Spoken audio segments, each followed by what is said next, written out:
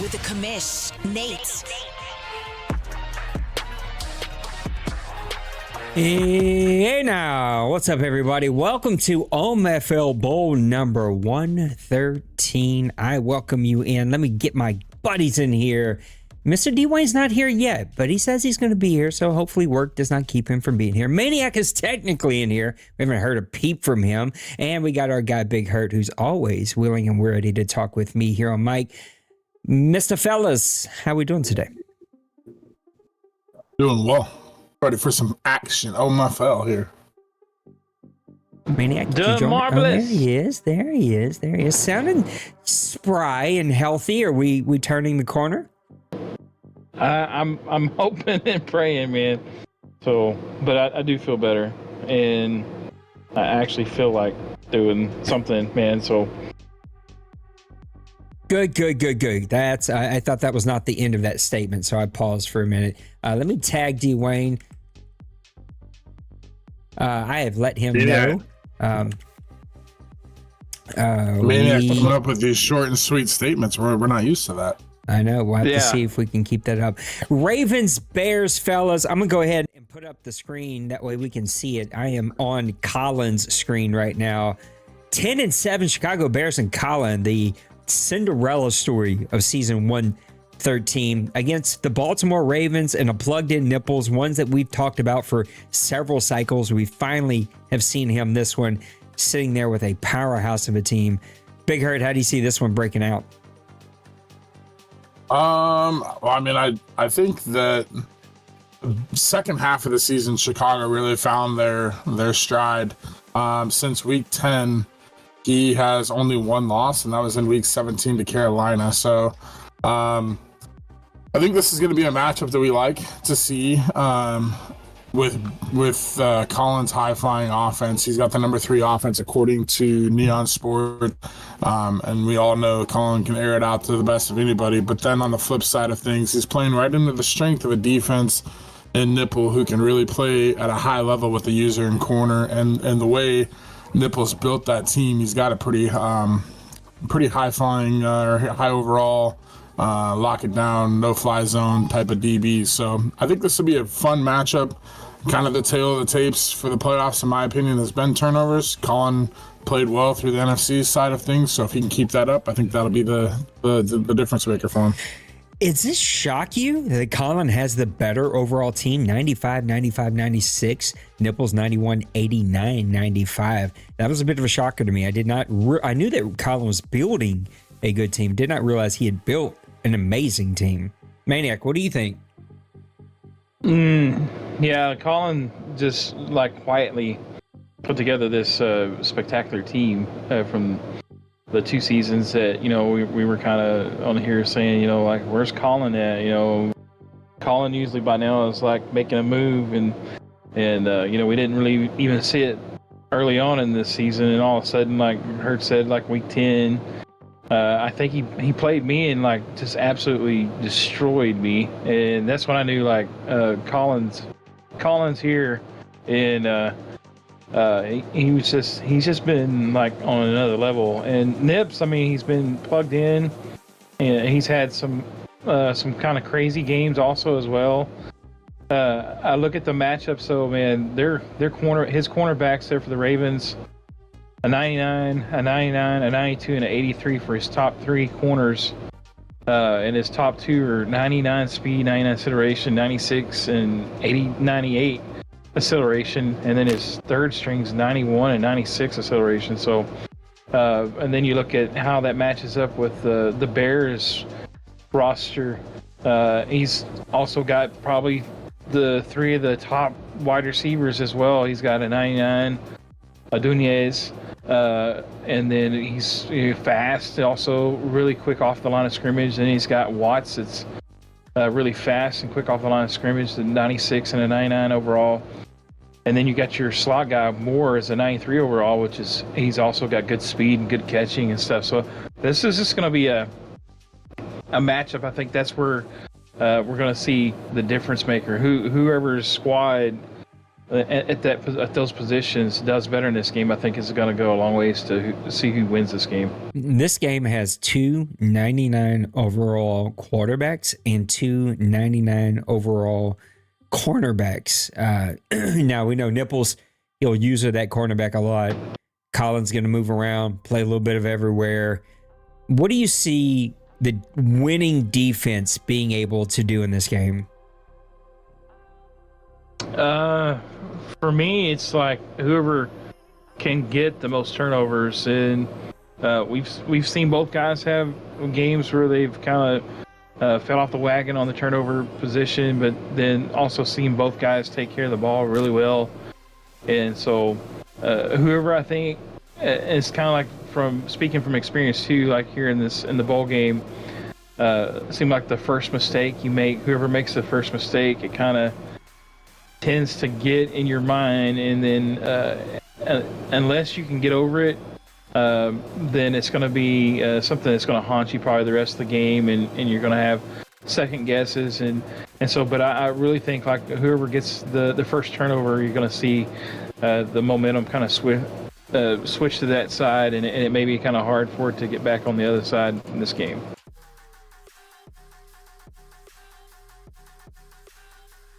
One stat that I'd like to point out, I think looking at this as well, I think both quarterbacks not only are like really good passing and the way these two owners have had success so far this season, but they're both agile enough and mobile enough to get loose on the scrambles. But I look at the statistic, and according to Neon Sports, is where I'm pulling the numbers from, but Caleb Williams, in 13 games played, it looks like he had 18 rushes for only 20 yards, none over 20 yards.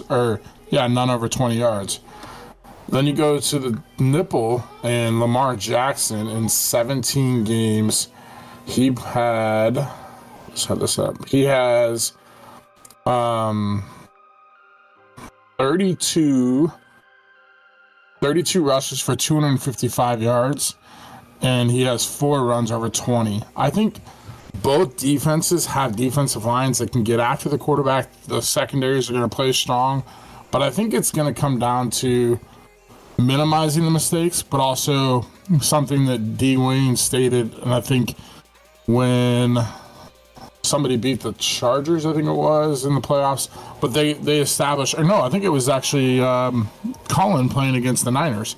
He established a run game. He established something that kind of allows him to not just become one-dimensional. And so I think if Colin can have success running the ball, whether it's, I'm not talking 100, 150 yards, but just be efficient enough to move chains and not be just strictly one-dimensional. I think that is going to be the key for his success.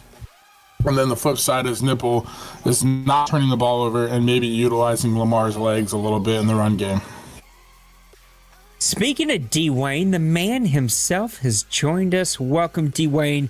You played the Chicago Bears. What are you expecting to see from them as we move into OMFL Bowl number 113? I think I can kind of compound off what Hurt said. I think the Bears have to, establish the run early. I think he has to control himself and not get too carried away with, that elite passing game, which, he showed off all playoffs and all season. And I think if he sticks to conservative is not a good word, and that's never a word I would use to describe Colin. I would even say just a little more timid passing game and kind of don't play to Baltimore's strengths, which is his secondary and his, using that cornerback or either cornerback, either side he does, and shut down the side of the field. At the snap, I would find Nipples and I would go the opposite way. Or at the very least, I would take a sack or throw it away before I forced it to that user.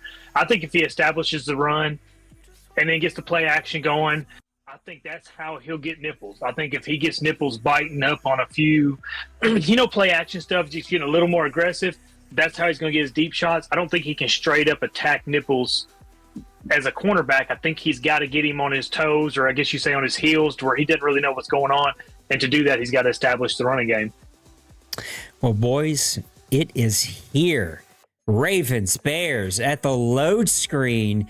And this is going to be the first time that we have this Madden been able to do the share screen. Let's go ahead and get ready for this one. Let's go. There's some really cool stuff that you can do with the share screen. I got a little pointer. I can draw little things on here. We can highlight stuff. Like, this is my own little, what do they call those little monitors that they have in the NFL when they're showing, like, circling players and drawing things? Yeah, one of those. Good point. All right, guys, here we go. Ravens, Bears. Let's see. It looks like the Ravens are going to be kicking off, so they'll get the ball in the second half. We're going to see that Bears offense to start this one off, and this game is underway. Out of the back of the end zone, we're just going to make this a conversation. We're going to sort of go Madden cast with this one. You guys jump in and talk when you want to talk. We're going to talk on top of one another because we can't see each other, but it's going to be a good time. We're going to have fun. I won't sit here and play with this pointer. I'm going to be highlighting some stuff, drawing things all over the screen. It's going to be fun. Sounds awesome. This should be a hell of a matchup. There goes your pointy thing. Oh, that's like real deal, like NFL broadcasting. Yeah, that's what I was saying. We got Madden, and he's got John Madden over here, and we're good. Man, we got Swift off the left side using the, I don't even know what camera you called that, the anus camera, able to find the hole, go off to the left side. Dwayne, this is something that Chicago did against you that most teams can't, and that's run the ball. What made him so successful? I think exactly that. He didn't, I always like to say I keep it simple. I like to go, north to south. I don't like to go east and west very well. But he kept me on my toes by that counter runs like that, kind of keeping me guessing. And if you've watched him all season, Colin has used that. He goes between, if he's passing, he'll back that camera off. I'm glad we got a good delay, on our streams, but he backs the camera off to pass and he zooms it up to run like this. And it's really paid off. He's ran a lot better since he started zooming in. And I guess it helps him run like this. Swift off the right side, 2 big plays, 2 gashings of that Baltimore defense. One thing about Baltimore, Maniac, you've played in the AFC. I don't know how many matchups you've had against him. He won't change. He's going to stick to the bread and butter of what he does, and if you beat him, so be it.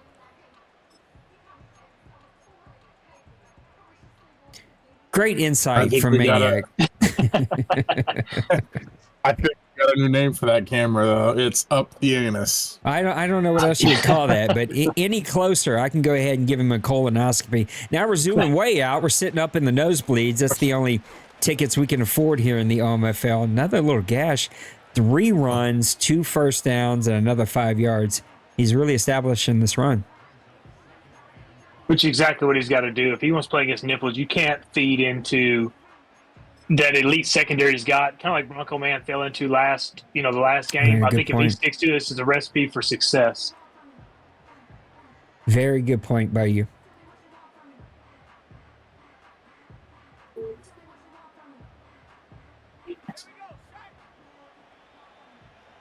I think you want to watch on Dunze right here. He's going to try to hit up that fly right there. My bad. I didn't know I was on mute. I was wondering why you were so quiet. All right. Listen, every time I hear, oh no, a pick to Wooten off to the left side. He forced it. We might have a pick 6 here, boys. And you hate that. That's exactly what he didn't need to happen. That is a tough play for Chicago, but that is exactly what Baltimore does really well. No, it's exactly right. This is huge to me for Colin. I would love to see Colin. I don't know if you can stop him 3 times in a row, 4 times in a row. I would love to see him get a stop here. I don't want to see. That's tough. Man, that's definitely the start that Nipper wants is get his defense, make a big play, get up a 7-point lead, and then really, I think with Nipple the way he plays, he's used Copeland so well this year, his receiver, but at the same time, I think it's really, if he could ask, he would rather put the pressure and play defense and kind of put the stranglehold on people because he plays at such a high level with that corner. So as teams get into the passing situation, then I feel like he's you're playing right into his hands. I would also say it was an unneeded turnover. He sort of had a couple of reads, got to that last read, and just forced. It's like you said it, Dwayne, early in this one. Just take the sack. Yeah, just take it. I think Hurt hit on the point with talking about nipples. He's such a good secondary. If he gets ahead, you play right into what he wants, and that's passing the ball. And Colin, as early as this is, we're only a minute into this game. This is just huge for him to not fall into that. I have to pass. I'm behind. Nipples likes to run the ball. He is great when he can run the ball and take shots out of play action. This is really key. As early as this is really key for Colin to stick to his game plan here. Maniac, we got sidetracked with the interception. Every time I hear somebody say that, I'm like, so did you just think we were ignoring you just for 5 minutes? You just thought, oh, yeah, these guys are just not going to listen to me? Yeah, I mean, I actually, whenever you asked me that question, and I kind of like repeated what you said, and you kind of cut me off in my eyes, and I was like, oh wow, I was like, okay, I didn't finish my sentence, but that's fine, Duze off to the left. I'm not meaning to cut you off again this time, but the Bears striking back with a touchdown. Huge. Wow. That's a big play. That's what she said. That's a huge response for Colin. Oh, it is. He needed that for his own confidence. Maybe get it back on track to where he don't stray too far. I've talked to both of these guys this week, and I try not to take a side, obviously, in these games, but you got to tell Colin he just got to stick to that game plan. I know he wants to air it out. He wants to set records with the passing game, but he's got to stick to game plan against Nipple. Also, it was a gutsy throw. Like, that was a throw with anticipation. And you got to have balls. You already threw a pick six, or almost a pick six, and you're coming right back hoping that you get that one past him. It worked out. Uh-oh. I think that's the thing with Colin, though, is Colin is kind of ride or die in this passing game just because he knows, like, he's gonna throw for 300, and he might have a 4-touchdown, no-pick game, or he might have 200 and 300 yards, but have 3 touchdowns and 3 or 4 picks. He kind of rides or dies by that. And I think at some point, you almost have to just take those wins and losses to get to this point. If you're going to play that type of style, you have to, just ride or die by it. But at the same time, as we talked pregame, you can't go too much into that. You still have to be a little bit of balance, which he's done and had a little bit of success. Might have our double pass here. Nope. That's going to go to Mitchell. Now, Maniac, the question we asked 13 minutes and 45 seconds ago that you were muted for, you've played in the AFC. I don't know how many matchups you've had with Nipples, but what makes that defense so tough? He just, like one of the things you're talking about, he doesn't change. He sticks to his game plan, and he forces you, just to either make a good decision, eat it, or you're gonna make a bad decision. And if you can limit the mistakes, then you can have success against him. But if you start making the mistakes and compound it and stuff, it gets to you really quick, and the next thing you know, you're falling behind and pressing. And I will say though, like one of the things I like for his Collins matchup against the Ravens, his offensive line is across the board tremendously good, and the Ravens front four is not very good except for like his defensive tackle. So if he can utilize that as something that he can kind of expose, I think, through the run game, that could be something that causes Nipple to either maybe shift down and use a D-line. I haven't seen it a whole lot. He has done it a few times against me, especially if I started gashing him a lot with running. But that could be something that we can keep an eye on as the scheme progresses. Against Nipples, it's always a good thing to eat it. Let's see if Chicago can actually make that happen, though. Ooh, we got a sack of fumble, boys. Chicago's on it. We got a turnover. Nate, did you see Colin's message to you? Oh, I did not. He just said he's seeing, I think your clicking thing is popping up on his screen also. He said, I'm just seeing Astros. My bad, Colin. I forgot there was share screening. Well, it looks like the cool thing that I thought we were going to get to use and play with, we may not be able to. I was trying to highlight players to keep an eye on pre-play, but I ain't trying to mess Colin up. So that sucks because that would have been a cool little feature to play with there. They're reversing it, but it's still going to force the punt. A good stop there. It's amazing how quickly these games turn. Like less than 4 minutes ago, y'all, we watched Colin throw almost a pick six, quick score. And then within a couple of minutes, he's not only scored right back, but he's got the ball back. It happens so quick in these games, especially with these two dynamic owners like this. It just, like I said, the margins are so slim for error here. It's kind of that team that just gets more breaks. And like I said, you had to have Colin react, to that turnover. And so far, he's reacted, I guess, as positively as you could. If he starts losing again, though, I'm going back to using my pointer because when I start using my pointer, he got back in this game. So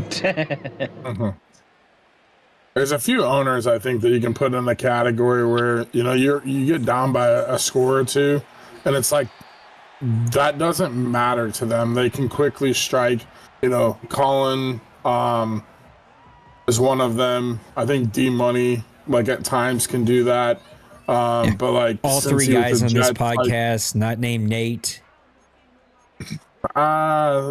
This Madden's a little bit different for me. But I just think there's a certain handful of guys that just are such elite offensive guys, and they get that turnover and they just score so quick, and it's like those things can snowball so fast, and if you just don't control them and don't let that snowball turn into an avalanche, then it just wipes you out so quick. And get down. Williams diving instead of sliding. Whoops. We hit the wrong button there. That could have been danger alert. Danger, Mr. Robinson. At halftime, I'm going to want a 10-second thought from each of you, so go ahead and have that prepared at halftime. I like how Maniac laughed about that. What's up, Bird? I didn't get to say what's up to all the guys in the chat. Lost, Priest, Bronco Man, Bill, Bird, Johnny, Logan, Daniel. What's up, everybody? That's a fumble. That's a fumble. They're going to review that. That looked like a fumble to me, y'all. I'm calling it. It looked like his forearm might have hit the ground too, but that'll be interesting. Though. Oh, they flipped it. It looked like a fumble to me. Tell you what, these guys are playing really loose the ball to start this game. Little Koch. What's up, buddy? Akron.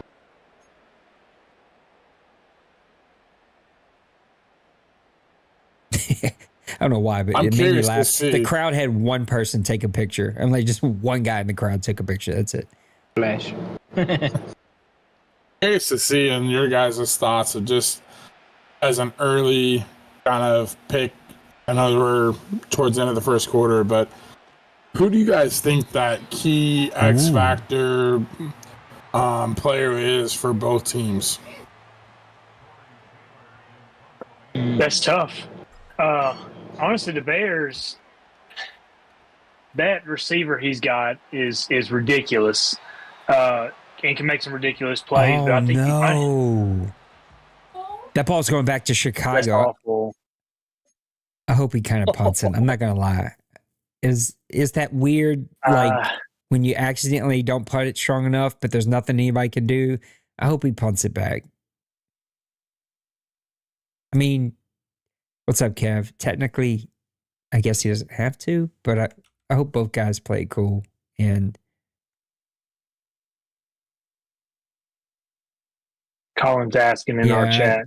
I just said I think so. I mean, if it would have been like a legit, he caught it, he got hit, he caught it and fumbled. But that's one of those weird, you have no control over it.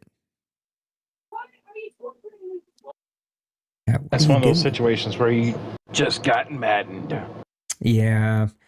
I've seen it a couple times, and everybody that I've seen so far has been pretty cool about it. Just it just sucks, but technically, Colin's going to get a better punt out of this instead of like a 15-yard punt. He's going to get a legit punt out of it. You know what they Especially call if you that? like- EA Sports. It's in the game.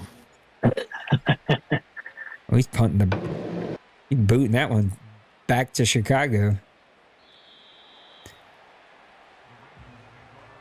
I think it's only a matter of time before we see Copeland make a play here. I know I can't use my little pointer, but I'm really upset about this pointer. I like the whole concept of having that, but I ain't trying to mess Colin up, have him blaming me for his loss. But I think it's just a matter of time before Nipples challenges him.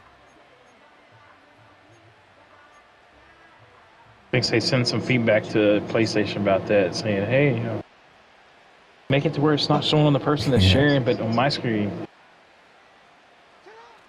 Yeah, we've already seen, too, like the matchup here. I talked about the Bears' offensive line.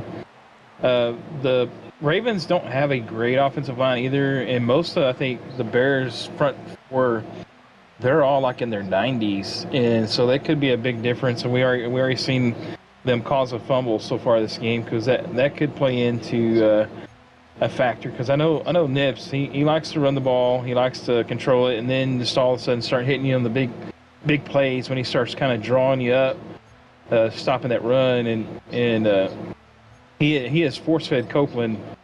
That's kind of funny too, because both these guys have built receivers that they have force-fed over the last couple of seasons. So, but they're monsters. Now, Wayne and Maniac, wasn't but 2 seasons ago, you guys are playing each other in the bowl game. What are you thinking this time of the game? How you feeling about how the flow of the game is? Just kind of talk through sort of the mindset and the emotions when you get in these last games of the season. Honestly, I think it's at this point, like, in the first quarter, 7-7, you've kind of had some fluky plays back and forth. You're kind of hoping to kind of shake that tightness that you get when you start these OMFL Bowls like that, or playoffs in general. You're hoping you shake some of that tightness, you can kind of get in a groove. Or on the other side of that, you're hoping that Maniac messes up, and then it really eases the tightness off of you. If he can give you a pick, or like to start the game with the Ravens, there's no better way to start that. You kind of really lose that tightness when you get, I ain't gonna say something given to him, but you get an easy 7 points, something easy fed to you. Like they say, you need to make a layup or two before you start shooting 3-pointers, because it gets you in a rhythm. And I think that's my way to look at it, is I need something to get that tightness out. And right now, you thought Nipples would have did that, but Colin has fought back and really put him in a, kind of put him on his own back right now. Yeah, one of the things, like whenever I was playing Dwayne, like I want to come in. Obviously, I had a game plan. I had tried to execute it, and then some of the things I was really good at during the season, all of a sudden, they weren't working in that game against him and stuff. So when that happens, you start going like, oh no, what am I going to do now? I don't want to really start just bombing the ball down the field or whatever, because that's not my style and that's not what I'm used to.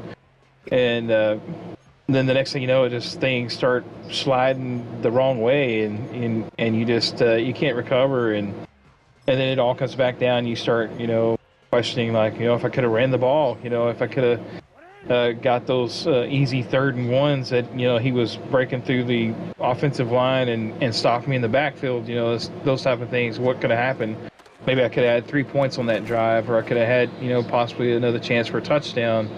And so all those plays start kind of playing a factor in the overall of the game. And you can go back and wish I coulda, shoulda, type of deal. And but again, it's just the way it is. The game of inches. He had studied me, and he knew the kind of plays I like to play on certain downs. And like I said, especially those short yardage, he stopped me, and that was where I was really good in that, especially that first season, the short yardage situations and stuff. I was able just to keep the chains moving, control the clock, and just kind of have my way throughout the entire season until that bowl game. And then it just, kind of disappeared for me. And I did kind of come back a little bit and make a little bit of a game of it, but still, again, it got me completely out of my comfort zone, and it took me 2 quarters at least to kind of get the rust or get the rattle shake off and actually be able to really kind of compete again. Got a 7-7 game here to start the second quarter. You guys are watching the OMFL's Bowl game for season 113. OMFL, the world's oldest and longest online Madden CFM in the world. Started in 2001 as a PC league, still going strong today. Appreciate you guys tuning in. Make sure to reach down there, fellas, and hit that like button. If you're an adult looking for a gaming community, check out Grown Folks, the details to our Discord. A lot of D's in the Discord and in that sentence there. It is all down in the details. Click that and come join us. In here, we got Mr. Maniac of the Buffalo Bills, Mr. D. Wayne of the Dallas Cowboys, and Mr. Big Hurt of the Minnesota Vikings hanging out with you, commentating OMFL Bowl 113. There's Copeland getting a couple big passes. I've been really impressed with, Jackson's ability. Of course, he's so talented and quick and fast. I don't think Nipples definitely does not abuse, but doesn't use those legs enough. But you're seeing that early here, get out of the pocket, and he just throws money throws to his right, to his left. Doesn't really matter. He's got the ability to throw it on the run. I think you're exactly right. I think in the hands of other people, Jackson might be used a lot more. Nipple has always been pretty conservative, using Jackson the way that he really is used in real life. But I do think this is kind of out of the box, but pretty neat seeing how he is using his legs and kind of getting that Bears defense shifting around a little bit. I know guys, well, one of the guys, the last guy is in this chat right now, Mr. Maniac, put in for a one-click switch. And that play right there, it's not anything that's going to be on the stat book, won't make the highlights, but it was a first down. Those kind of plays, when we allow even a one switch, will probably go away. With as much push as we've had the last 2 cycles to add back in a switch, I could probably see it happening in the next cycle or 2, but again, that's one of the things I do like about no switches. Every play is still on the table. You can run just about anything. We're seeing the Ravens get a little run game established here, fellas. Well, that goes right up Nipples' alley. I think he would love to get this running game established and be able to use that play action, kind of like he has with Lamar, get outside on a rollout or something like that, and just so many options on the table for him. Yeah, he's kind of got Colin a little bit off right now, I think, on defense. You see on that play where he ran the ball, Colin called that cover 3 type defense. I think he was anticipating possibly a pass there, and again, it just 5 yards easy up the middle. Big Hurt, you have a championship trophy over on the shelf. You're the Baltimore Ravens. You're responding with a good drive. Do you feel like you got to leave this drive with a touchdown? I mean, it's tough because, with Colin as my opponent, I just feel like anytime you're not scoring a touchdown, that's not really a win on the drive, just because that's a guy that can score 30, 40 points at any given game. But at the same time, if you're Nips, I feel like any type of points, as I mentioned earlier, you're kind of putting pressure in on your opponent. And if you're gaining just any type of points, that's putting pressure on that team. And then a guy like Colin starts passing the ball, he's playing right into your hands, he's in what you want him to do. So I think it's kind of a twofold question or answer here for you. I think any points in Nipple's eyes, he feels confident, but in Colin's eyes, if I can just do anything but give up a touchdown, I think I'm good. You know what I mean? So that's right. It's kind of a double answer question in their answer in that point, but I feel like both guys have different mindsets there. We've seen Chicago build such a good defensive line too. This is when you start you run out of grass here in the 10-yard line and in, you just are limited on what kind of plays you can run. Well, I think it kind of plays with what Hurt just said. You want to hold them to 3 here, at least 3. You would love to see enforced turnover, but guys are only going to settle for 3 for so long before they are going to kind of get out of their little box, and they're going to start forcing stuff in the red zone. some people are more aggressive than others. I'm one. I'll settle for field goals for a little while until I can't settle for them. There's a lot of guys here that get in this, inside this 10, and they just can't stand it. They're going to try to force a throw. And if you're calling here, you don't want to give up anything easy. You want him to throw the ball here and give you a chance. Dangerous throw there from Jackson. He also equally had, and Colin could have made a play. They're going to have to settle for 3 points. Well, what do y'all think about the way Colin has changed who he's used? And I've seen him use their defensive line. I've seen him use the linebacker. Coming from y'all, I know I don't really use anybody but the middle linebacker. I've seen all of y'all play different positions before. How do y'all lean in situations like that on who you're going to use her? That's a great question. And I think for me, I like the ability to not know where the player is going to be, right? When they're switching positions. I don't play the D-line nearly as much as I should because I just feel like unless you get insta-shed, you're out of the play and there's nothing you can do.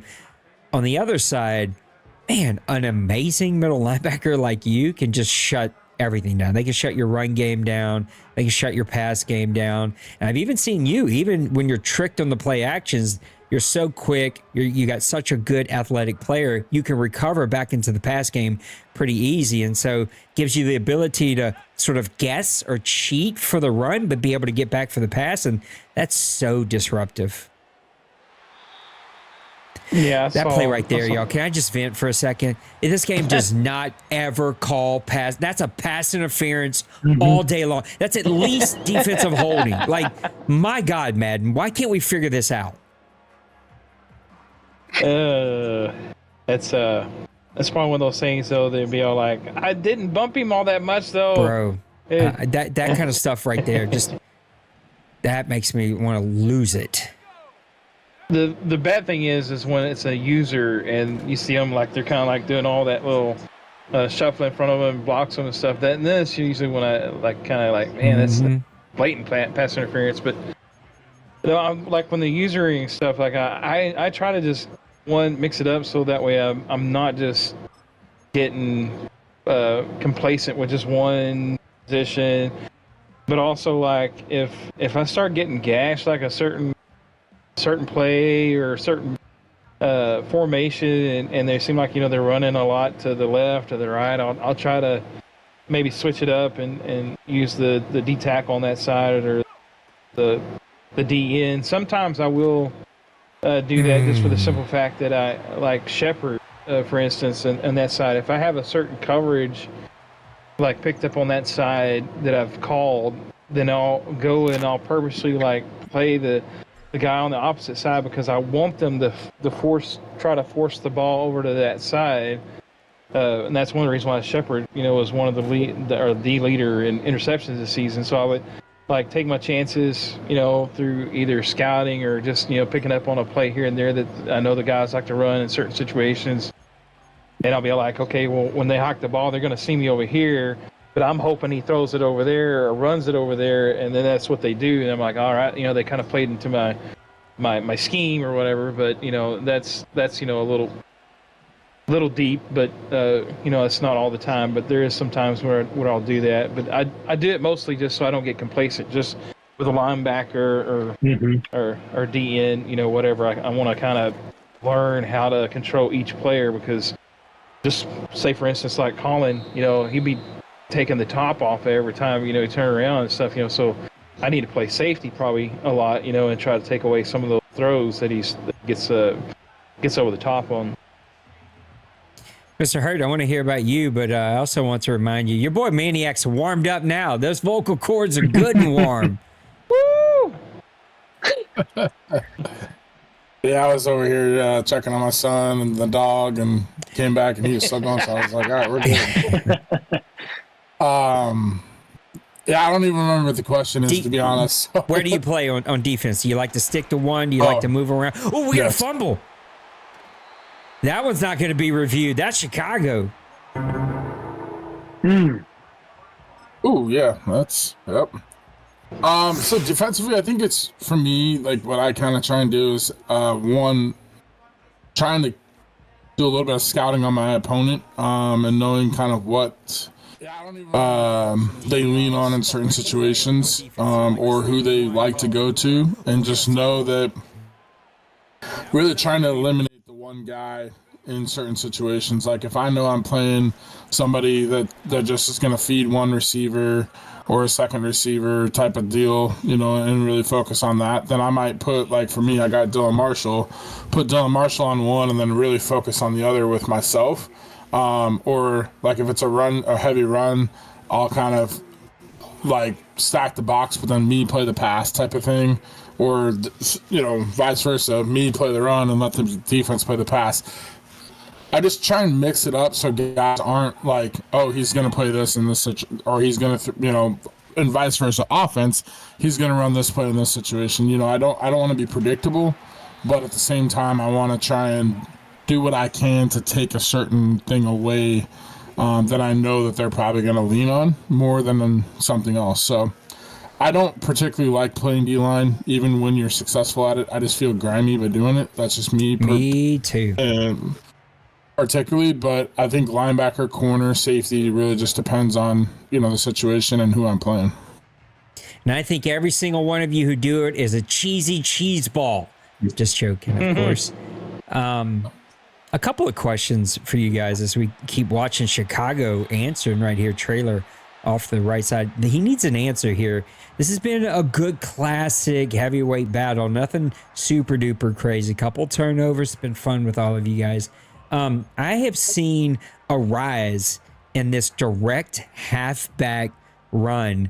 So sort of a twofold question, because Dwayne, you've sort of set the standard of running out of the shotgun. I don't know what has made you so great at it, but you are very good at it. When do you guys decide, or what's the mindset behind, all right, I want to run this one out of the shotgun. It's something I still don't do well. And then the direct halfback snap, like, I don't know. It just feels uber, like shotgun runs already feel a little cheesy, at least leaning to the Velveeta side. Direct halfback snaps just feel like instant 8 yards, and I just freaking hate the things. What are our thoughts on what's the mindset behind when we run out of the shotgun, and any thoughts around direct halfback snaps? On my side of it, I do think you're a rule about the 3rd and 4? You can't run out of shotgun or something like you know, of that nature. I think that eliminates a lot of your worst side of it, I guess you'd say. Right.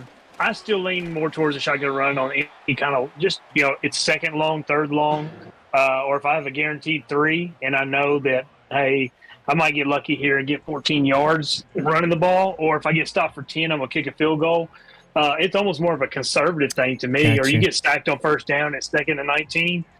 Hey, I want to try to get 7, 8, 9 yards back, or, you know, something of that nature. The halfback direct one, I haven't yet to run that, but ever since it got brought to attention, I think I've seen it on about 8 or 10 teams here get ran a lot. And it will be in my playbook. I tell y'all that right now.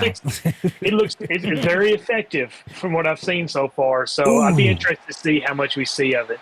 What a play to Watts, guys! That was a ballsy throw. That was a quick throw right over the back. The backer's got his head on a swivel. He could easily pick that off. The only thing I'll say about the halfback direct, from my perspective, is I feel like I group it with about one of the 5 or 6 plays that I think, in my opinion, are just very OP, high success. You're almost guaranteed the success on it, but at the same time, like, we have like the double pass, like it works. Yeah, we have like a couple other ones that work, like, and it just I group those plays because they like work almost 95+% of the time in my eyes. So it's like, you know, when you run it, you know you're going to get the yards, and it could easily be a home run play. The only thing I'm somewhat okay with it being allowed is because we have the play cooldown and that kind of stuff, so you can you kind of have to like draw it up in a way to like use it a certain time, and so it's kind of like the old magician pulling the trick out of the hat. Like, you have to call it at the right time and utilize it, otherwise you kind of exit out and you can't abuse it. So I don't like it, but at the same time I'm not like totally against it.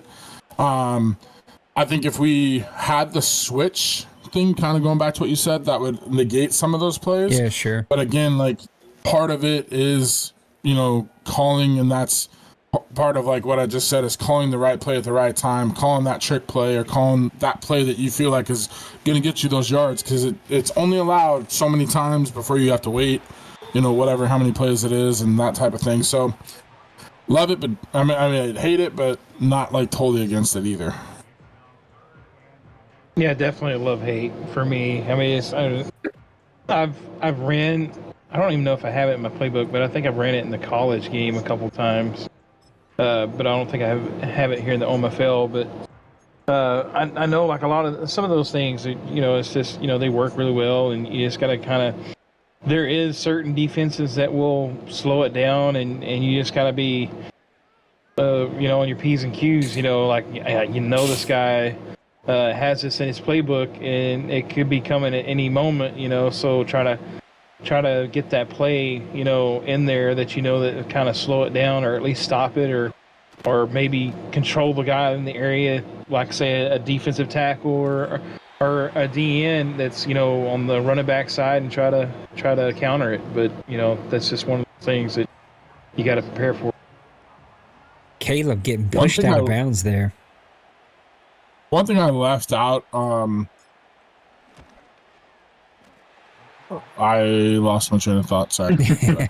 Well, I'm lactose intolerant, so anything that even smells like cheese, I get a little itchy and antsy and a little put out with it. Big Hurt, since you lost your thought first, I'm coming to you. Give me your 10-second thought on the first half of this game. I think it's kind of what we thought it was going to be, a defensive battle, like teams taking chances against each other. I'm surprised how many turnovers there have been, and it hasn't like snowballed on one person yet. They kind of stay composed and then continue to like get the ball back in their momentum, and then it flips. So second half is going to see who can make the plays at the right time and finish drives. And like I said, the 3 points to 7 point difference mentality. Dwayne, 10-second thought on the first half of this game. I think he said a lot. I still think both guys are playing really, really tight. And I think it's going to be a huge turnover to start this third quarter. It's going to set the pace for the rest of this game. Maniac, 10-second thought. Turnovers. I think we're going to see some turnovers happening in the second half, so be prepared. We got a 10-10 ball game, y'all, going into the second half of OMFL Bowl number 113. I appreciate you guys for tuning in. We got Mr. Maniac of the Bills here, Mr. Dwayne of the Cowboys, and Mr. Hurt of the Minnesota Vikings. These guys are also with me week in and week out on Press Pass Live, so make sure you like and subscribe to come be a part of the Grown Folks family.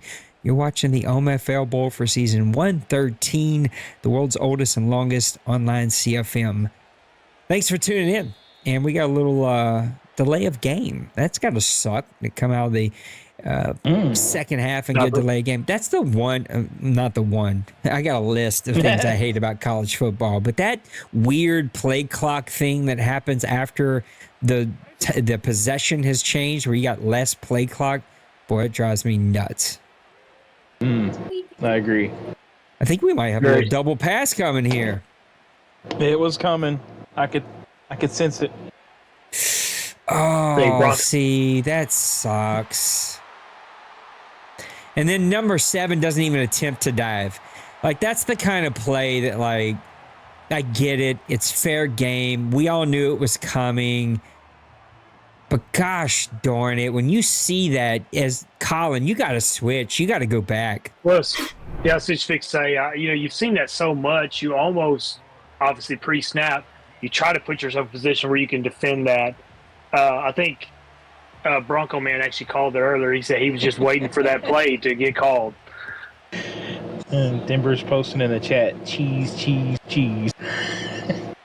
Next OMFL Bowl, we're going to take a shot anytime anything even smells like cheese. Y'all might be drunk by the end of OMFL Bowl. The OMFL playoffs, they always get a little itchy there on the FPR. Listen, it's a fair play, so we cannot take anything from nipples. If you're Colin, you got to play smarter, bro. The second, that's twice you've seen the tight end go in motion. You knew what was coming. You got to go play the safety. I just sucks. Like, you're playing quarters. You should have 2 people in that area. Both of them have gotten sucked up for no reason. And if anybody hates anything, it's getting sucked up for no reason. And then the guy chases the player down and doesn't even dive. It just sucks. There's nothing cool about that play. I mean, I will be running it in season 114. I'm just saying. The hard part is like you play the right defense to take that away. And it's like I'm playing quarters, so like just dump it off and beat me underneath all day. Like, okay, I'll tip my hat. But like playing quarters and then you beat me over the top on a stupid play like that, it's like banging your head against the wall. Like, really, Madden? Like you know, like I don't even know how that, like, it's, I'd even say if it was like a toss, like a halfback toss pass, like, okay, at least not a toss, like you're biting on the run, but like a swing pass like that, like, that just doesn't make any sense. But again, I didn't even notice. I didn't even notice where Colin was playing. But like the second you see that, wherever you play D-line or not, you got to sprint to that receiver out there. Like you got to do whatever you got to do. Hell, I'm even switching, picking it off, and then punting it right back, saying "oopsie." Like I don't care. I'm not giving you that cheesy play, man. I will also say, Board, I am all for banning that play if y'all want to ban that play, but we haven't banned too many plays here lately. Boy, that has woken this chat up. I tell you right now, they are awake now. Ooh, what a big shot there! Keep forgetting you're 18 seconds behind me. That play that he had there to the wide receiver, if he had kept his feet, man, he probably would have scored. So I was just saying, Logan, I'm here for the Diddy party after with the winner. Hey, we will get you guys a jumbo size baby oil and let y'all go at it. Enjoy yourselves. My goodness. Oh, he's got him. I'll never look at baby oil again. Little Troutman signing, a little ex-Saint right there. And that, folks, is why we call ourselves the grown folks. No kids allowed. Hey, listen, you guys were talking about, sucking it up from behind, and that's you were the one that had brought up the anus, and then you went right up the hole. Hey, like up the that, colon. You followed.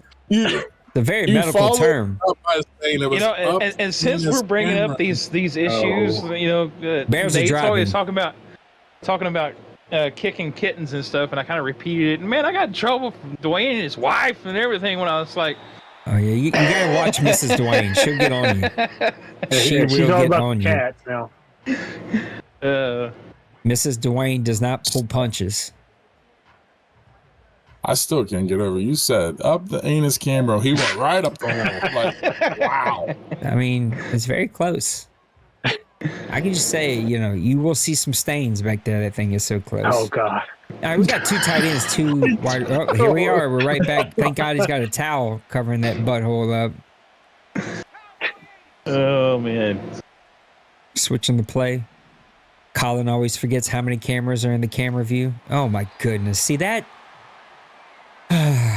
Another play. Oh no! You can't take the timeout. Oh, he took the timeout. It's a tough time to burn the timeout there, but I hate those plays where you're sacked before you even get out of the animation. There's nothing you can do about it. Bronco Man said in chat, maybe Colin had never seen it before. We know the double pass did used to, it seemed like it was kind of a 50-50 play. I've seen quite a few picks thrown to start the cycle with that play. It seems like it's gotten a lot more successful as the cycle's going along. No more. I like the tight end in this play. I can't use my pointer because I'll get in trouble. Ooh, I got R1 too. Oh no, he's going to come back to more. I liked R1 in that play too. I have to point out though, like, was that the tight end that threw that, or was that the running back that threw that on that? This is tight end. Well, I only know because we've seen it twice because he took a delay of game. I think that's the part. It's like I can sit here and complain about it, but like you've seen it twice, Colin, like twice, and you still weren't ready. Well, if you're calling that scenario right there where he took that timeout after Colin is notorious after a bad play of accidentally hitting that no huddle offense. If you just go ahead, and I know it's a big game, but if you go ahead, is it more important just take that 5-yard penalty to save that timeout? Or just snap it, be done with it, kick your field goal like you ended up doing anyway, and have that timeout in your pocket, man. Those things are worth huge gold. at the end. I mean, you could take a minute drive at the end of the game needing to score and have an eternity to go make that drive with 3 timeouts.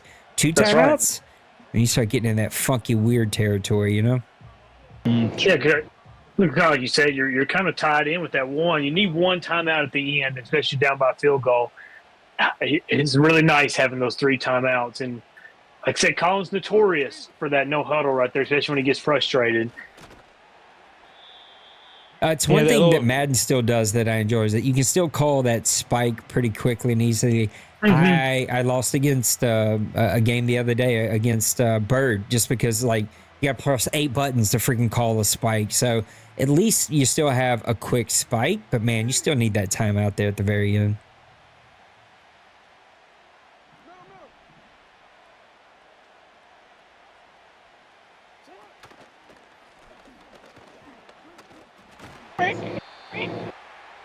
We got a tight game here.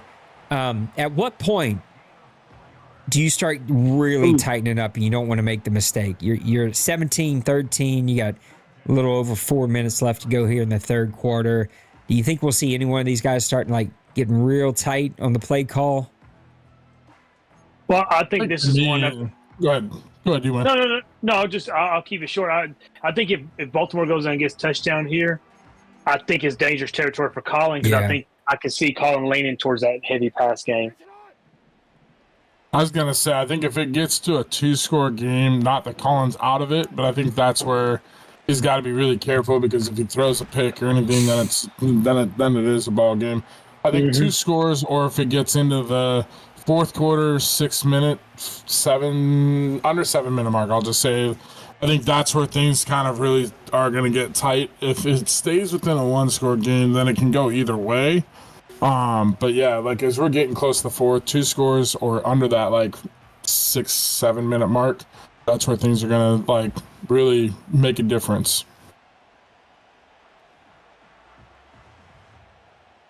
I don't know that I've had a player of the game really step out in my head. I think maybe one of these quarterbacks, if I was kind of forced to pick one, maybe Swift, but Chicago would need to win this game for that to be a thing. So remember, keep an ie out for player of the game. He's going to have a guy wide open here, and he's going to run it. We're going to have to tight end with the touchdown end. pass. He had on that play again. I know you guys are a little bit behind because you're watching the stream, but on that pass there, that he had a guy coming on that drag wide open, decided just to eat it, and now he's got a 3rd and 2 here.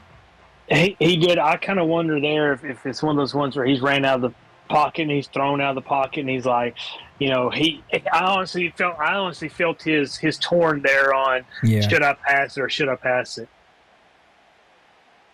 Playing tight. I just asked who starts to tighten up a little bit. Maybe that was one of those tight plays that we don't see him make if this is week 14 or whatever. Oh no! Big first down right there for Baltimore. Yeah, I seen the little hiccup. I was like, please don't DC. We have seen that way too many times.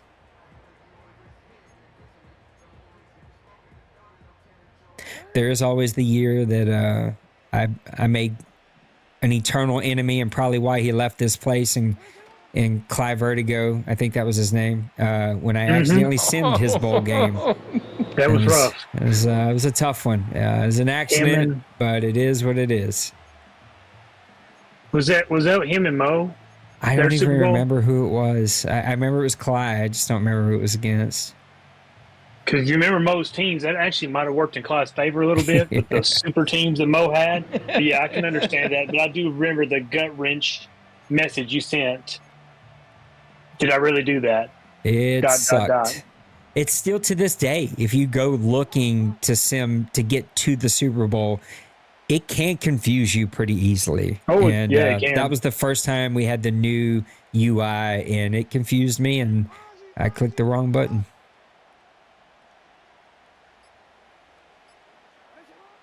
Yeah, there's always that sense of like your heart kind of drops into your stomach. Still to this day, when I sim the week, even when like all the national championship, listen to me, the NFC, AFC conference championships were done, there's still like panic until the next menu pops up that I hit the wrong button. Like I panic every time. It is the worst thing to have me advance the league because I am very stressed for about 5 minutes. And there was one time I did it, and it. Ooh, good play.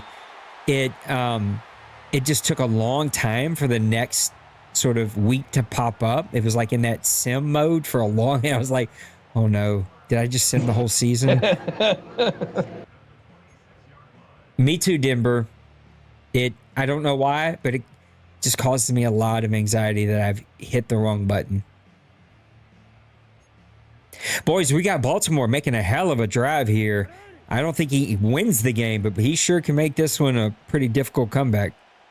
Yeah, plus he's eating the clock too, so that's... He is. This is safe to say. This is one of the most, I think in a good way, but boring OMFL Bowls we've had in quite some time.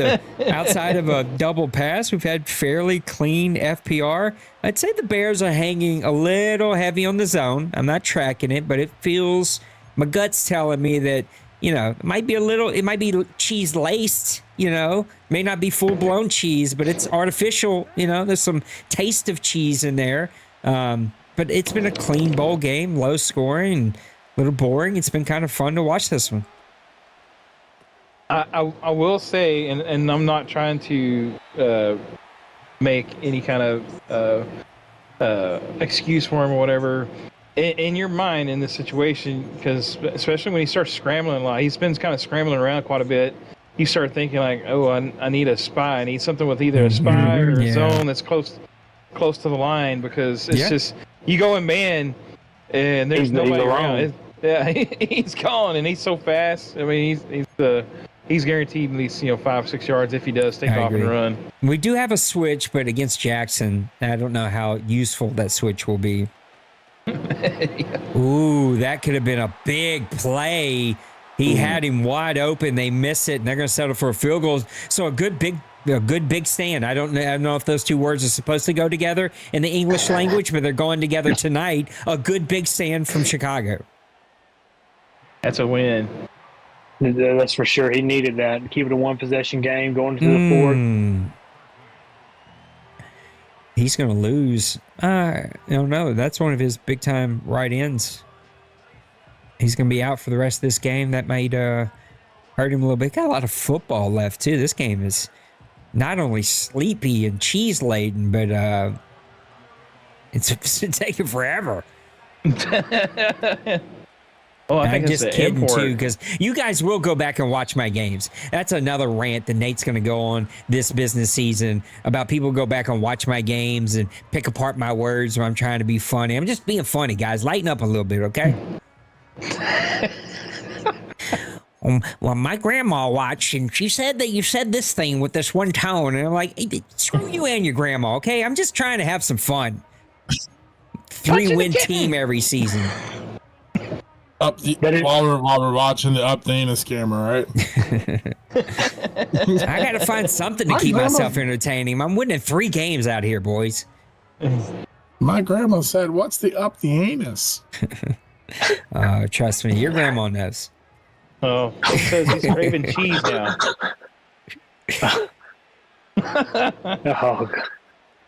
Oh, Timmy. Oh, Timmy cracks me up. I love how Colin always forgets how many cameras there is. He's going to screw up one day and run it from that sideline camera. Oh, I've actually done that before. That's the reason why I stopped switching the camera back and forth.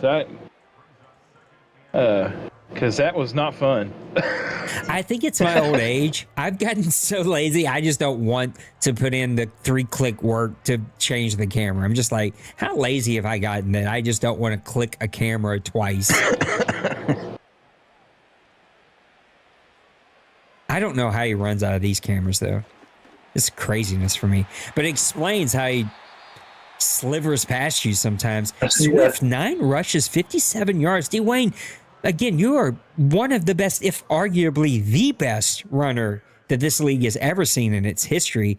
How do you not keep feeding a guy that's got 9 for 57? Well, I don't want to. That's for Colin. I feel like that is feeding. He's never going to lead the league here in rush attempts, and like I said, I think we said before, I've seen him up 20 points in the fourth quarter, and he could not make himself run the ball. So I'm proud to see 9. Now I would love to see him keep running the ball, but he has shown that he's at least is open to the idea of running the ball, and so I'm going to take little steps with Colin. He's at least showing me a sliver of hope that he'll run it. Ooh, he's got him. He tricked Nips in rolling back inside. That fullback came wide open. That's a good call there. I see now about the previous play art. You're right. It is not so even random. Remotely correct on that play, at least. Maybe I got to stop recording what people run because it may not be 100% correct. Geez, I'm about to take back every FPR violation we've ever given now. I will say, you know what? I say this with all love and respect in my heart, Colin. You kind of deserve to get the double pass ran on you with all those running back wheel routes you used to run last Madden cycle. It comes around. You reap what you sow, the Bible say. And the Lord said, Does the double pass fall under the? I always used to call it the pepper explosion because the fake fullback halfback toss. Oh yeah, I think it falls under the wheel route from last cycle where that running back wheel route was just like money. I think it's the same type of stuff. There was nothing I enjoyed more than running that against Pepper because I just knew he was going to implode and hate me the next drive. Pepper would implode on you from time to time. And your kicker was going to feel the wrath. Oh, he was done for. Your kicker is going to need double knee replacements, 100%. And then he would always say, I don't understand why that bothers people so much. I'm like, I'm not even going to begin explaining this to you, sir. And see, this is what I'm talking about, D-Wayne. He sounds so nice and southern, little farm guy. He's got this pretty wife and little mini cows and just the nice. This guy will kill your grandma. Like, he is a murderer on Madden. He doesn't care. He wants to eat your soul. Oh, man, that's a terrible play right there. Nips suckered him into that, and Colin made up his mind. So at this point, Wooten's got 2 interceptions. He has to be kind of your leading candidate right now. And it sucks that we can't see what that play was supposed to be. Maybe some of you were paying more attention as I was talking about D-Wayne trying to eat people's soul, which makes losing to him by 45. I hate this guy right now because I know he just wants to keep piling on right now. He doesn't even care. Anyway, I wish we could see what that play was like. Was Nips roaming a little bit, which he can, right? He can make a play, but just sucks that Colin kind of made up his mind that's what he was going to do there. Well, I think that kind of goes back to what we were talking about earlier. You get inside that red zone and you just want to get it so bad. Ooh. You throw a pass like that. You guys are a little behind, so you'll see. Oh, no. He got hit for roughing the passer. Now ball's going to come out and give him some breathing room. That's tough.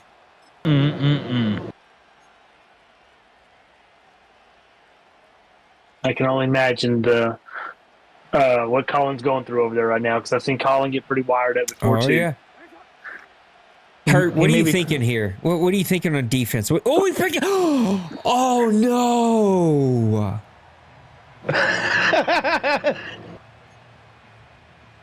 I was thinking that, but the guy to catch it. That's what I was thinking. Oh, I just hit the wrong button there. But I would be. I'd be fuming. I'd be fuming. If it's that linebacker falling in coverage, he probably picks that. But it being the defensive end that drops in coverage, man, that's tough. Yeah.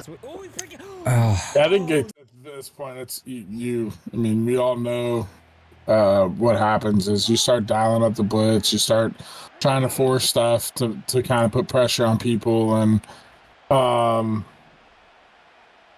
you got to be careful, though, because, like, a blitz either can be a big play for your team or it can turn into a big play for somebody else. And then it's kind of a double-edged sword when you got a guy like you. He ran another double pass, that cheesy MFer. I can't believe this guy's over here milking cows and creating his own cheese, and he got picked. Colin played it. Colin dropped back and covered that deep pass, and it kind of baited him into it. He absolutely did. Made him think twice. No, see, that was wasn't that a running back that was throwing? That was a different double pass, but still a double pass. You got to have cojones to run 2 double passes in a game. I don't think I've ran anybody besides the quarterback. Yeah, maybe one. I haven't ran that play once this season. Oh my gosh, Nips is one of a kind, y'all. Oh no, this is not what I want to see. I don't want to see Colin in 5 wide, but he's doing it. He's got him! Touchdown! Oh wow, that's ballsy, y'all. We got a ball game. That's crazy. He was covered and throws to the outside shoulder there. Wow, what a throw! All this cheese has got my stomach bubbling, but my blood pressure's up because we got a hell of a ball game. And what more can we ask for? All you guys who hate all Madden, I get it. But look, this is great case in point of a competitive game. Good for the Chicago Bears. Good for the Ravens. You're ballsy, Nips. If you go back and watch this, you're ballsy. 2 double passes in a game. But we got a ball game going here with a little under 7 minutes left in the fourth quarter. We may have What's crazy about that one intervention. is him attacking that user cornerback too. The guy who's picked him off twice already this game and just went right at him. That's like, I think Colin is one of the best about it. Just short-term memory loss. You know, like you throw the pick, you forget it, put it away, and move on to the next play. Like, and that's where he just keeps airing it out. That's right. You know, and when you play that style, when you play that style, you have to have that mentality, because if you start like second guessing, if he doesn't throw that ball when he does, anticipating that little break, he's not open. I'm pretty sure he's taken 3 or 4 smoke breaks this thing. This isn't the kind of games that will cause you to go and take a quick smoke break. But you are right. Colin is a pretty low-key guy. I have fallen asleep once or twice during interviews with him, but that plays in. Oh, another pick. Johnson's going to undercut that ball, and Chicago is back in business, boys. The Bears are reeling. They're excited. He's got confidence. And I think it plays into what Hurt was just talking about, him having short-term memory loss. But it's the scariest thing playing Colin, because even when he's ahead, you think, okay, he's going to run the ball and chew the clock. No, he'll still pass on you, and he's just so deadly. He wants to put the knife in you, and this is his chance right now to put his knife in that Ravens team. Fire up Menthol. Chicago is going to have this ball back with plenty of time to take a lead. 4 turnovers for the Ravens. I apologize, Big Hurt. Finish that thought. No, you're fine. I just want to point one thing out. You said, when does it get tight? And I said, probably right around that 7 minute, just under 7 minute mark. We're at 6:40 and we're seeing some big plays. I do worry about it. I know we're behind. You are a little behind, but finish that. No, we're a little behind, but I've seen him run with Williams again, and it's just so scary anytime that quarterback gets hit and he's not sliding. I agree, especially when you accidentally hit the dive button because you forgot it's supposed to be a tap to slide. We are tighter than 72 versions for those people that get those after they make it to heaven, but we're coming down to a good ball game, 2nd and 6 from the 38. Chicago's got it, and this seems like a good time to get this run game. Instead, my goodness, Trailer refusing to go down. Big man. When I played Chicago twice, that man was so hard to bring down, and I think he's almost better and more efficient than Swift. He just doesn't have, I think it's like 93 speed, but only like 88 or 89 acceleration. But he's just so physical, and when he does get in space, he has some speed. Whereas Swift is a little more all around, but it's a good complimentary back for Swift for sure. I have been on the emotional roller coaster in this game. Every time I think the Ravens have a death grip on this game, within 3 minutes, it's the other way around. This has been a really good, fun, competitive game.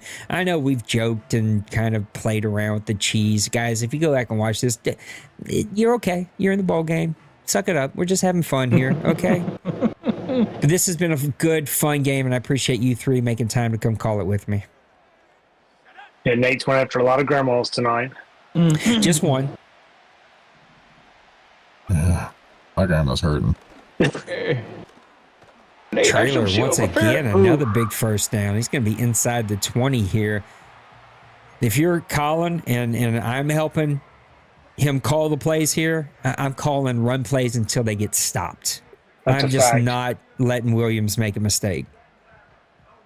I do miss the days of Madden giving those like statistical displays as a guy runs the ball and pops up or passes. Yeah, I me would too. love for him to bring that back in the display. I also really miss, and I was probably the only idiot that used it, but they used to have something called Coach's Glass, and if you ran like an iPad or an iPhone or something at the same time as you had Madden loaded up, it would give you full display of the percentage of plays they've called, what they've ran on third down. Like, it gave you a full, like, coach's breakdown. It was freaking awesome, and they took that away back in, I don't know, 5 Madden cycles ago now, but I wish they'd bring that back. Bears offensive line is letting it be known who's king right now. And to Hurt's point, he's feeding Trailer. Trailer What's scary about this track Bears too. This Bears team, what's scary about them is I know for a fact he's bringing most of these guys back. This team is kind of built to play through the cycle. Yeah. I'm pretty sure number 55 for the Ravens has dislocated his arm. It was stuck in someone's face mask, and I hope they got a doctor out there to pop that thing back in. Well, and this is a 2-for-1 right here for Colin. He is chewing that clock. 3.5 minutes left. He's first and goal. This thing could get down to the he's passing. He's taking the sack there. He wanted to throw it to Swift, and Swift was open. He should have dumped that one. He was. That's not the worst thing that could have happened in that situation. He's going to chew the clock. This will get down to 2-minute warning. He's going to put a lot of pressure here, especially if you get a touchdown. But even with the field goal, the pressure is going to be on Nipples here to have to drive the field. I don't want to speak too soon and jinx him. If you're on defense, if you're Nipples, you're the Ravens right now, are you sort of allowing yourself to quickly give up a score? Like, he's sitting here manning up, but the only thing that's hurting is him, because it is clicking this now. If he holds to a field goal, sure, he's got plenty of time, but like, I'm considering like maybe letting him score so I can go down and score myself. Well, I'm selling out, trying to create a turnover, and if I give up the touchdown, I'll at least leave myself some time. Yeah, that's a good point. Yeah, no, I think Hurt is kind of exactly what I want to do, except not the opposite. I'm trying to make him pass. I'm loading that box up. I want him to pass. He's either going to score, throw a pick, or stop the clock. That's a good point. That play too that he got sacked on, I have to say that's a smart play, because in the same exact play, he's got a dude say here. Thrown a backwards pass, ended up being a fumble. That's a touchdown. Wow. That's huge. He had Ndunze as well. It ends up coming back to Komet, and Chicago is going to take a lead. Plenty of time, though, for if you're Baltimore. You got all 3 timeouts, 2-minute warning. You got plenty of time. Well, but it's just so crazy how fast this game has turned. Yeah, I guess technically the 2-minute warning you might not get it because it might be on the kickoff. Mm-hmm. Tim, I don't know that Coach's Glass would have helped you with FPR, because we didn't have FPR back then. We had rules, but I don't even know if you were still here with Coach's Glass. Were you, Tim? Was it that long ago? Yes. Or Tim's been around a while.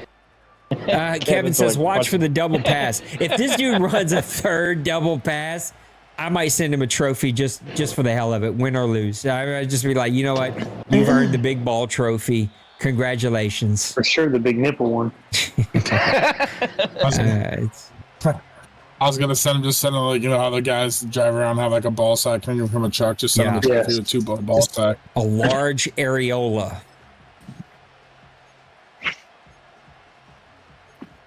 All right, Ravens coming out 3 wide. He's got the receivers. He's got the quarterback. He's got all the weapons to do this. Chicago missing that starting defensive end. That might hurt them a little bit. We'll see what happens. Let's have some fun calling these last 2 minutes. Oh, I was about to say, how the hell did he catch that? Well, at what point do you guys kind of feel the pressure to kind of break out of your like normal play calling, I guess you say like routine? At what point on this 2-minute drive do y'all kind of get in a hurry up? I think for me, it's like a rhythm and flow. Like how's my rhythm and flow going, and have I been stopping him on defense? It sort of just depends. So I think with 3 timeouts, I'd say, I mean, we're like kind of at the minute mark would be kind of where I have to like. Pause. We have a pass interference called in this ball game. Good job, Madden. We appreciate you. We see you. Thank you. MVP is going to be Madden tonight, y'all. We got a defensive pass interference there. It was an illegal contact, but wow, close enough. Baby steps. And he bumped him within the 5 yards, so it was bogus. He was in his back. He was mugging him. He was trying to have a baby. Yeah, Nate doesn't even get to enjoy it. A little check down from Mitchell there. I interrupted you, Big Hurt. I'm sorry. I was very excited to see a penalty called.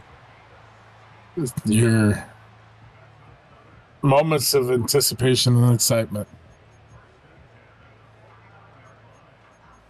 I think also I struggle on defense because, not like I'm letting some big cat out of the bag out of a 3-win team, but I struggle on defense when I know guys are attacking me for that last 2-minute drive of, some guys are going to attack the outside. Some guys are going to attack the middle. Some guys are going to check it down to the running back. Mm-hmm. And it can be there is no one sort of way to attack. For me, I'm attacking middle because I feel like most of the time guys are going to leave that middle open. And so I'm looking to attack in the middle. Well, from Colin's perspective here, how do you guard this? You don't want to be too conservative, but you also, you don't want to give up the one home run play, I guess. I wonder what do y'all think about the Bears calling defense again? I mean, do you just kind of ride in the middle of being aggressive and also, hey, let him take 5 yards or let him take 20 seconds off the clock? He got him. Hey. We got a pick. That's a pick 6, and I think we've got ball game. Belton jumped the route. You talked about it, Dwayne. Big Hurt talked about I'm trying to make mistakes. Maniacs, I'm trying to make. That's exactly what happened here. Colin attacks. Big mistake from Nipples. And we are going to crown a champion here. And the gauntlet that he's went through. I was going to say, I'll say this. I mean, when I had my success this season and I lost 2 games really in my stretch, and it was to the Bears. And I was like, coming out of those games, I was like, man, I couldn't do nothing. I lost, I think it was like, I have to go back and look at it to be exact. But I was like looking at the games and I'm just like, man, his offense was so potent, but his defense was just like, it was so tough and it was so hard to do anything. And then kind of like watching, I watched your game against Nipple, and it was like, I felt exactly what you were going through because that's what it was like for me against the Bears twice. And so with those two things. I apologize, but Nips is taking a knee. I don't love that. Nips waving the white flag here, which is a little disappointing to see. I know this game's over, but you want to see teams fight all the way to the very end when you're talking about the bowl game. Like, this is the championship, Nips. I'm sorry, you can't take a knee here. He may have Nips lined up for after party or something, so he's just getting ready. Oh, he had one hell of a bet on the over/under. Yeah, I'm disappointed in that. Nips, I love him. He can be a bit of a sore loser. We've had this. Me and him have had those conversations before, but that's a little disappointing. It's a bowl game. I want to see you keep fighting to the very end. It is tough. I think Bronco Man said in the chat he's 0-4 now, and I'm assuming, I don't know specifically, but man, that's tough to get this far, and you work all season. And kind of like you said, it's super tough. Yeah, it's a tough play right there at the very end. You thought you made the right read. That's such a breaker. You're pushing down the field, and to have the guy jump that route like that, you talk about a punch. That's just a punch. It hurts. I don't know who my MVP is going to be. So you three are going to have to help me pick an MVP here. Of course, can't really see stats in real time, but who we got for MVP? I'll cheat on y'all. Go ahead, Hart. Go ahead. I was to say, I think for me, leading up until things, I would have to say it was the tandem of the running backs for me. But with the final play to seal it, just the pressure, Belton with the pick six to kind of seal it. It's hard to go away from that. But I think, I don't know, for me, if I'm going to pick one, I'm going to lean just because it's more than just one play. He had the 7-point lead there. I think it's the tandem of the running backs. Those two guys just really, as I said pregame for me, Colin couldn't win this game just airing it out 35 times, 40 times. He has to have some type of running game, and he did. Jackson only had 104 passing yards, 54.5% completion percentage. I did not realize that as we played this game. 29.3 rating. Yay. Yeah, Nate, I think that's really tough to pick who you'd want to be the MVP in this one, because I think you couldn't go wrong with what Hurt said. And honestly, it's I know that's not who's going to get the XP points, but I think you kind of got to give the MVP to the coach himself for kind of sticking to the game plan, and he never got away from running the ball. And that plays right into what Hurt just said with those two running backs. Man, he's got a two-headed monster with those two guys.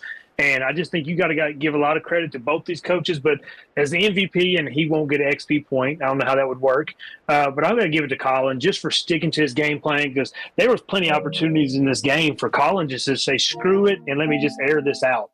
The game's, it's not falling my way. Let me just start airing this ball out. And he never did. He stuck to his game plan. And you got to give him a lot of credit, because that just shows a lot of coaching maturity on Colin's part, because we know a few years ago, Colin, or even up till recently, Colin would have just went 5 wide and started airing it out. Leave it to Dwayne to not help me at all and pick Colin. I'm kind of leaning towards Caleb Williams. At one point in time in this game, he was 1 touchdown with 2 interceptions. And then he really came on late and just kind of solidified that offense for the Bears. He kind of put it in those key situations where he needed the score to take the lead. Wasn't like spectacular numbers, but again, we're talking about Colin. He's the one controlling the quarterback, every play and making those decisions. And it wasn't the most sexiest game we've seen from him, but again, like Hurt is talking about, he ride and die with the passing attack that he's built with that team. And he's still come out with a really solid game, even though he started out the very, very, very first pass was nearly a pick six, which caused points to go in favor of the Ravens. And then, again, he got the touchdown, but then he also threw another pick. But those 2 later touchdowns that he threw just, to me, speaks of like how poised he was as being in control of the quarterback, knowing what he can do with the quarterback. And he executed and got him in a position to win the game. Caleb Williams, 3 touchdowns, 2 interceptions, 197 yards, 3 sacks, 61% completion percentage. Jackson, 104 yards, 0 touchdowns, 2 interceptions, 1 sack, 54% completion percentage. Go and look at these 2 running backs. Swift, 11 for 65. Trailer, 10 for 62. On the other side, Mitchell, only 11 for 30. So really didn't seem that amazing of a defensive stand, but it really was from the Chicago Bears. Odunze, 3 receptions, 99 yards, 2 touchdowns, a long of 63 was the big one off to the left side. That might be player of the game material right there. But let's look at the defense really quick. Looks like Chad Wooten led the game in tackles with 8, Hamilton with 8, and Durham with 7. Smith also had 7. Wooten had 2 tackles for loss. Simpson, 2 tackles for loss. Sacks, I'm not even going to try that name. Osgood had 1. Herring, Wooten had half of a sack. Then your interceptions came from 2 from Jalen Johnson and 1 from Belton, which was the pick 6. And so I think we're really down to, I don't know, I guess technically 4 guys. You got Johnson that had the 2 interceptions, so 2 tackles, 2 interceptions. Belton had the pick 6 to win the game, or actually just seal the game. You do have Williams, who, okay stats, 3 touchdowns, 197 yards passing, and then Odunze, 3 receptions, 99 yards, and 2 touchdowns. I think Odunze is going to be my guy with 3 receptions, 2 of them for touchdowns, and a long of 63. Big-time game from him. Mm-hmm. One thing I will say with the Roma Dunes is I think both times he had a touchdown, it was in really pivotal moments, because the one was the pick that was almost a pick 6. The next drive, he bounces back and throws probably like 65, I'm going to guess roughly 65, 70 yards. Touchdown to put Colin back in the game, kind of let Colin ease back into things and not be stressed out. And then the second touchdown it was really in a pivotal moment where that second touchdown was huge for him, and he was really covered, and Caleb threw it to the outside right on the break for the second touchdown to give kind of the breaking momentum there for Colin. So I agree there. One other thing that I would like to point out is the Bears offensive line. I know Maniac mentioned that a couple times. Just like for being such a pass-heavy team, they really blocked pretty well run game wise.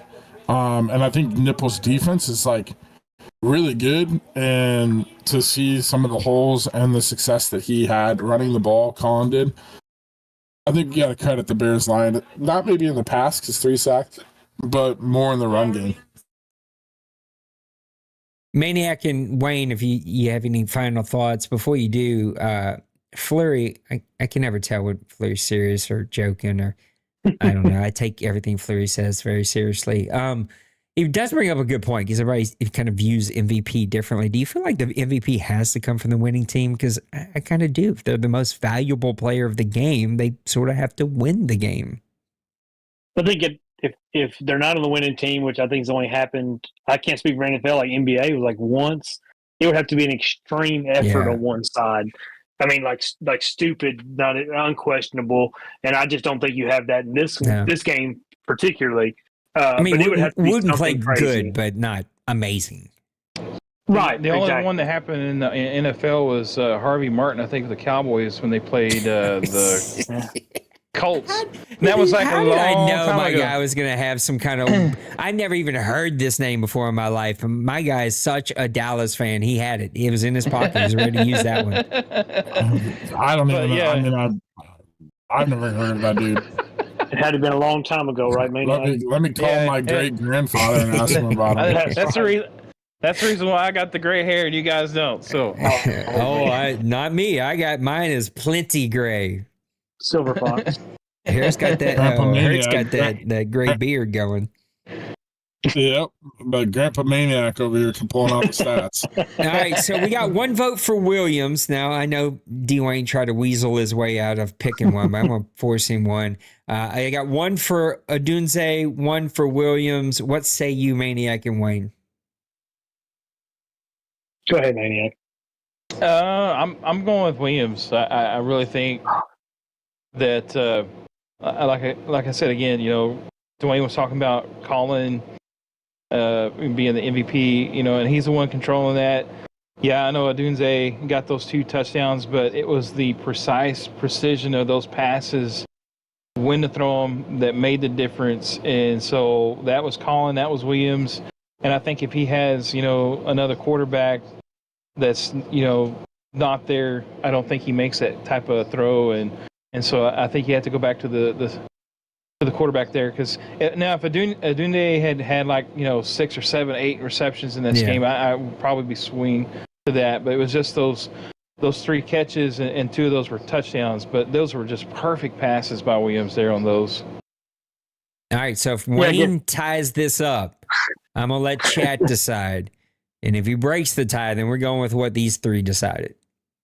Okay, well, if that's the case, I think we need to let the chat decide, because I'll side with the Odunze on that one. And so we'll let the chat decide the MVP for the night. All right, chat, in the chat, let me know. I've already see some Romes here, so let me know Rome Adunze or Mr. Caleb Williams as your MVP. Let's go ahead and see it, and we'll let the guys know. Let's get out of here. One final thought. I'm going to go a little round table here as we close things out and get over to re-signs. Congratulations to Colin and the Bears. I normally do invite the winners and the losers to come and do an interview, but something tells me neither one of those guys want to talk to us, and so we'll go ahead and avoid that. Mr. Big Hurt, give me one final thought. OMFL Bowl 113 is in the books. Double pass for the loss. Avoid the play in season 114. I'm excited for the next season. Let's have fun, boys. Very apropos. Mr. D. Wayne, one final thought. I think this is a great game. I don't think we could ask for, a more OMFL game, crazy, good, and bad. And the Bears aren't going anywhere. And I'm sure he's excited to, defend his title. Mr. Maniac, close it. Oh, so go ahead, Big Hurt. On that note, I'm not looking forward to playing the Bears. But congrats, Colin. I'm not looking forward to playing your ass next. And congrats to Nipple for making it. Sorry, Hurt. I just want to let Nipples know. Congrats to the Nips. Oh, absolutely. Congrats to both guys. But not looking forward to the Bears twice next year. Right. Bronco Man says he can see Nips checking out for the rest of the cycle. That's very, very fair. Mr. Maniac, one final thought. What great insight we have from Maniac, who's muted and doesn't know that he's muted and thinks we're just ignoring him. Just wait. 13 more minutes and he'll come around. Well, I had the goat going crazy, so I had to pause and then end up not seeing it. He means a real goat too, y'all. He's not talking about Michael Jordan. So yeah. Yeah, I hate to see Nips taking the kneel there at the end, but like I said, I think he's already got the after party going, so it didn't matter whether he's going to win or lose. So Nips is a different cat. You know what I'm saying? I'm excited to see what's going on this next season. I may have to retry that double pass. Bring some cheese into my life. I don't know. I got a bunch of crackers. Maybe I need a little more cheese. I don't know, but I'm joking. So.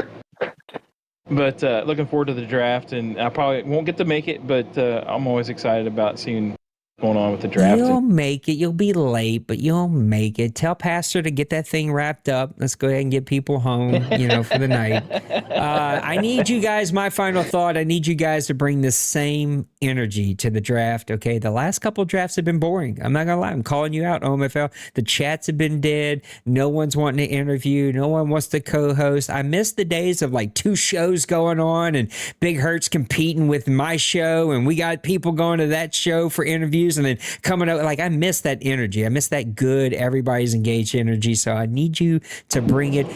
Guys, I gave you what you always asked for. This is the shortest possible off season we could have. I'm going to be so stressed that day. I am boiling crawfish that day. We're having people over for crawfish, and I'm kicking them out of my house quickly so I can get in here and do a draft. So, I'm sacrificing for you. Logan, you bring the baby all. I don't need that kind of energy in my life. I just need the chat plugged in. I need you guys engaged. Okay, make fast picks. Don't make me sit here for 6 hours, waiting for Maniac to show up and the long 18-hour draft. Let's get through this thing and let's have some fun. Fellas, I thank all 3 of you for doing this. Shout out to my wife, who will never watch this or hear this. She was watching the grandbabies to let me go do this. She played nice. She was very understanding about the whole situation. So I appreciate her. Congratulations to Nipples on an amazing season. Congratulations to Colin on his first championship. Guys, enjoy the rest of your night. We'll see you on Sunday. I love you. Take care of yourselves. Take care of those around you, and we'll see you. Later, guys. Bye.